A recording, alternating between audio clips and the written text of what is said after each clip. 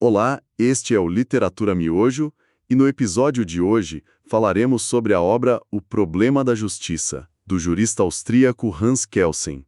E que problema, não é? Kelsen é uma figura, assim, monumental no direito, conhecido por todo mundo pela sua teoria pura do direito. A vida dele foi, basicamente, uma tentativa de transformar o estudo do direito numa ciência. Uma ciência mesmo, rigorosa, objetiva. Exato, quase matemática. A ideia era limpar o terreno, né? Tirar tudo que não fosse estritamente jurídico da análise. Moral, política, sociologia. Tudo.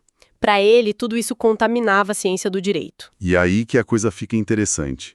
Porque um pensador tão focado nessa pureza dedicaria um livro inteiro a um tema tão impuro, tão cheio de valor como a justiça. Porque ele não abandona o método dele nesse livro. Pelo contrário, ele usa as ferramentas científicas dele para dissecar a própria ideia de justiça. Então o objetivo não é dizer o que é justiça. Não mesmo. É analisar o que os seres humanos disseram que ela é ao longo da história.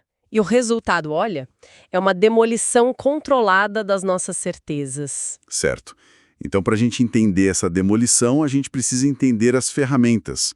O que significa, na prática, essa tal de teoria pura do direito. A chave de tudo está numa distinção fundamental que ele faz entre dois mundos. O mundo do ser e o mundo do dever ser. O ser seria o mundo dos fatos, da realidade como ela é. Exato. A física descreve esse mundo, a biologia descreve esse mundo. Sabe, uma pedra cai, um leão caça. São fatos. A gente observa. Ok, o que é mensurável. Isso.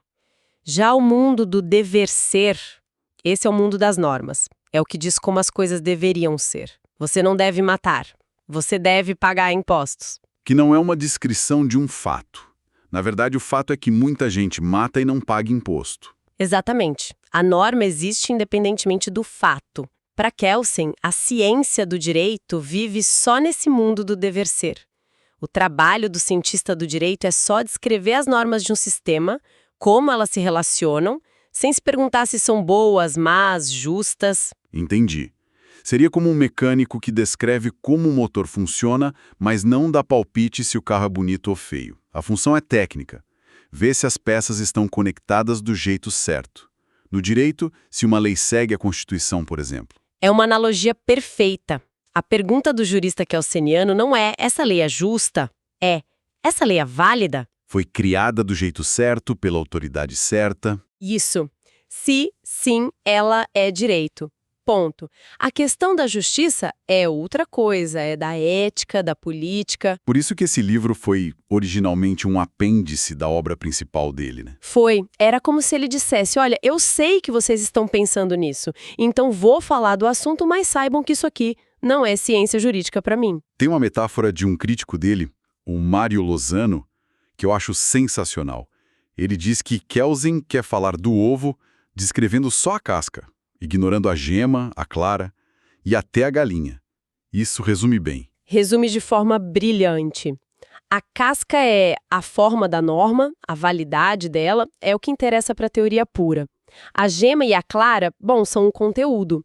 A lei promove igualdade, liberdade, isso é o conteúdo. E a galinha seria a realidade social que produziu a lei. Exato, a política, a economia. E Kelsen, de propósito, foca só na casca. Ele achava que só assim dava para ter uma ciência objetiva. Ok, então Kelsen constrói esse muro enorme entre o direito e a justiça. Mas aí, nesse livro, ele decide pular o muro. O que ele encontra do outro lado? Ele tenta criar a própria definição de justiça? Aí é que está o pulo do gato. Ele faz o exato oposto. Ele não chega com um projeto para construir um palácio da justiça. Ele chega com uma bola de demolição. Ele pega as fórmulas de justiça mais famosas da história e mostra, uma por uma, que elas são, nas palavras dele, fórmulas vazias. Fórmulas vazias. É bem forte. Me dá um exemplo. Aquela clássica, dos romanos. Dar a cada um o que é seu. Parece ok, né? Qual o problema aí? O problema para Kelsen é que essa fórmula é uma tautologia. Ela anda em círculos. Ela não diz nada sobre o que de fato é de cada um. Pensa bem, o que é seu?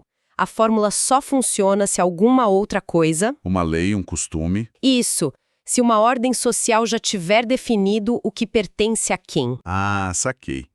Então, se a lei diz que a propriedade é privada, a fórmula vai justificar o capitalismo. Mas se a lei diz que tudo é coletivo, a mesma fórmula justifica o socialismo. Exatamente. A fórmula não tem conteúdo próprio. É um carimbo. Ela só valida o que já foi decidido. Ou seja, não serve como critério para julgar se a ordem é justa, só para reforçar o que já existe. Uma casca oca que você pode preencher com qualquer coisa. Ok, primeira demolição feita. Mas e a regra de ouro? Não faças aos outros o que não queres que te façam. Essa é a base de quase toda a moral. Parece bem mais sólida. Pois é, mas ele ataca a lógica dela.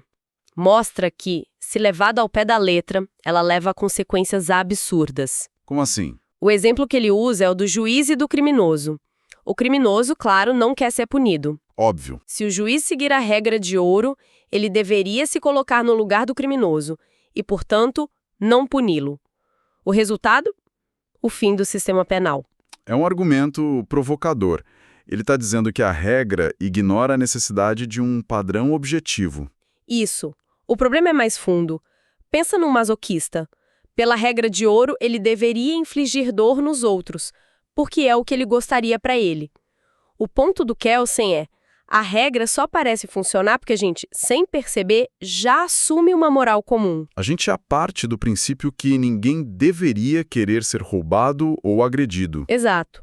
É essa moral que já existe que está fazendo o trabalho, não a fórmula. A fórmula sozinha é vazia de critério. Fascinante. Ele desmonta a lógica interna da regra. E ele vai além, né? A crítica a Aristóteles e a ideia da justiça como meio termo é talvez ainda mais demolidora. Sim, porque ali ele aponta o que ele vê como um erro lógico grosseiro. A ideia do Aristóteles é que a virtude está no meio termo entre dois vícios, dois extremos. Certo. Coragem é o meio termo entre covardia e temeridade. Funciona bem para várias virtudes. Mas aí Aristóteles diz que a justiça é o meio termo entre, de um lado, cometer uma injustiça e do outro, sofrer uma injustiça. E Kelsen diz: Peraí, cometer uma injustiça é um vício, ok.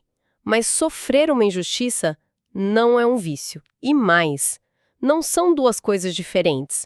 É a mesma injustiça, vista de dois ângulos diferentes. Uau!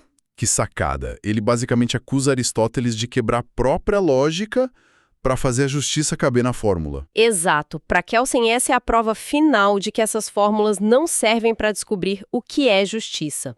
Elas são, na verdade, mecanismos para justificar a moral e o direito que já existem numa sociedade. Uma função conservadora, então. Dar um verniz de racionalidade ao que é local e costumeiro. Perfeito. Certo. Então, se a razão pura não consegue nos dar uma resposta sólida, de onde as pessoas tiraram suas ideias sobre justiça? Isso nos leva para aquela briga de gigantes, imagino. Nos joga bem no centro do ringue. A batalha principal do Kelsen em toda a obra dele é contra a doutrina do direito natural, o jusnaturalismo. Ok, vamos definir bem os lutadores. O que é exatamente a doutrina do direito natural? De forma simples, é a crença de que existe uma justiça superior, universal, que não foi criada pelos humanos. Ela pode vir de Deus, da natureza ou da razão universal. E para um jusnaturalista, as leis que os homens criam, o direito positivo, só são válidas se estiverem de acordo com essa lei maior. Exato. Uma lei humana que contraria a lei natural não é só injusta. Para os mais radicais, ela nem é lei de verdade. Uma lei injusta não é lei, como dizia Santo Agostinho. E qual é a arma principal do Kelsen contra essa doutrina tão poderosa? A arma dele é a lógica. A mesma que ele usou antes. É a impossibilidade de derivar um dever ser a partir de um ser. Opa, voltamos para aquela distinção do começo. Me dá um exemplo concreto. Como um jusnaturalista tentaria fazer isso? Ok. Um jusnaturalista clássico diria, por exemplo, olha a natureza. É um fato, um ser, que todos os seres vivos buscam se preservar. Logo, A vida é um bem, portanto, existe uma norma, um dever ser que diz que nós devemos proteger a vida. E qualquer lei que permita matar é inválida. Parece um argumento forte, intuitivo. Parece, mas Kelsen aponta a falha. Ele diria, ok, o instinto de autopreservação é um fato, mas o ser humano também tem impulsos agressivos, destrutivos. A natureza também mostra violência, egoísmo. O mais forte devorando o mais fraco. Isso também é um ser. Exatamente. Por que a gente deveria derivar nossas normas do instinto de preservação e não do de dominação? A natureza, como um conjunto de fatos, é indiferente. Ela não nos diz o que a gente deve fazer.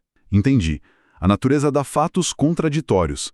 Escolher um deles para basear a moral já é uma decisão de valor, que não vem da própria natureza. Precisamente. Para Kelsen, o único jeito do direito natural funcionar sem essa falha é se você colocar um elemento secreto, uma premissa religiosa. Se você acredita que a natureza foi criada por um Deus justo e que esse Deus colocou as regras dele nela, aí sim, funciona. Mas aí a fonte não é a natureza, é a vontade de Deus. Sem esse salto de fé, a doutrina desmorona. Certo. O quadro que Kelsen pinta é bem desolador. Ele demoliu as fórmulas da razão. Demoliu a ideia de achar a justiça na natureza. O que sobra é um relativismo total. Vale tudo. Do ponto de vista da ciência, a conclusão é, sim, um relativismo. Um relativismo de valores. Ele diria que a ciência pode descrever os vários ideais de justiça que existem. O ideal liberal, o ideal socialista, o de uma teocracia. A ciência pode analisar cada um. Mas não pode escolher um. Não pode dizer, esse aqui é o verdadeiro. Porque essa escolha, para Kelsen, não é da razão ou da ciência.